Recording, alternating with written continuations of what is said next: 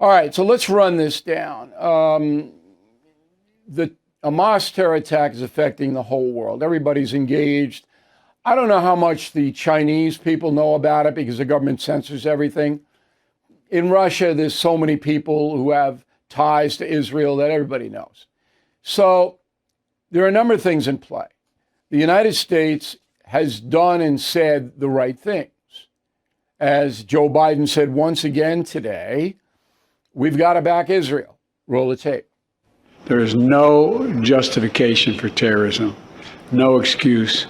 And the type of terrorism that was exhibited here was just beyond the pale, beyond the pale. As I said yesterday, my commitment to Israel's security and the safety of the Jewish people is unshakable. But Mr. Biden will not ask, or I should say, answer any specific questions. So he could have taken questions there, but he ran away. Said he had to take a phone call from Netanyahu, which could have been scheduled any time, believe me.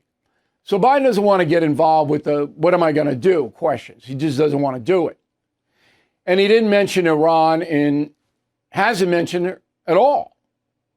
Okay, so CNN's giving Biden cover now by saying, look, it wasn't Iran, and we know that because somebody told us. Okay, who was that person? See, it's anonymous sources.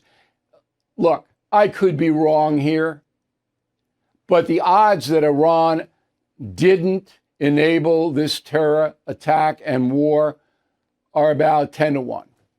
How do I know that? Because I wrote Killing the Killers. And I know what Iran does. And I know how Donald Trump neutralized Iran. And it was very, very severe. So, as you may know, and we go through this in Killing the Killers, those 3 books back, by the way, Soleimani, the head of the Iranian National Guard, which is the spear point for terrorism, was assassinated by the U.S. government, by a drone. And we take you step by step through that assassination. Iran did not do anything after Soleimani got waxed. They said they were going to, but they didn't. Why? Because Donald Trump, President of the United States, spoke to the mullah who's in charge over there, Khomeini, somebody, said, you do anything, any overt military action against the United States, we're going to blow up all your ports. And if you look at the map, there's about 4 ports where Iran gets food. Iran cannot feed itself. It's a desert. Has to import food. Okay. Trump was very blunt. He said, you do anything, we're destroying all your ports, you'll starve. That's what happened. I know that's what happened. So they didn't do anything, Iran. Enter Joe Biden, who is much softer than Trump. I think even if you hate Trump's guts and you love Biden, that statement is absolutely accurate. Biden's soft. Afghanistan, you know what happened.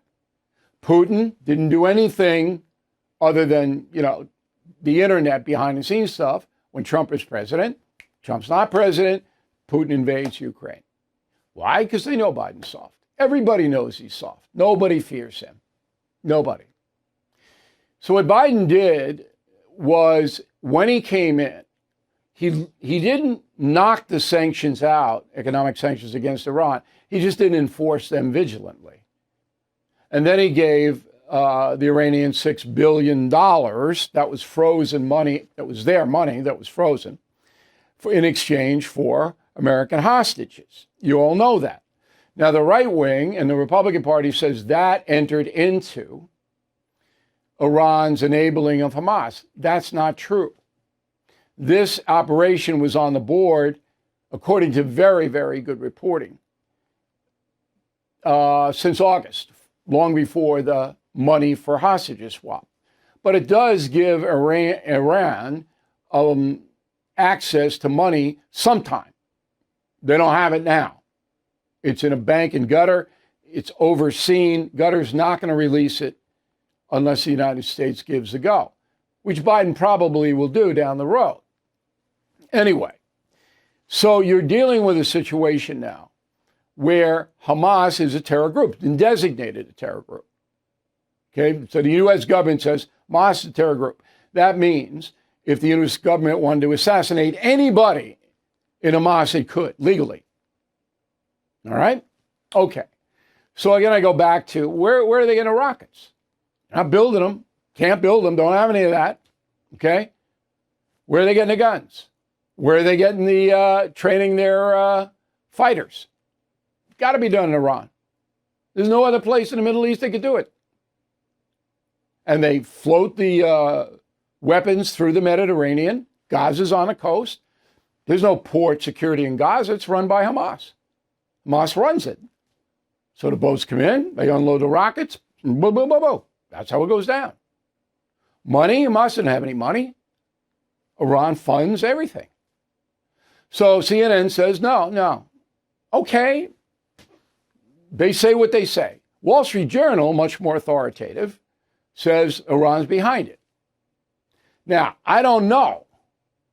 I've been talking to a lot of people, but I can't show you definite proof. And as I said, if it bears out somehow that Iran had nothing to do with this, I'll apologize.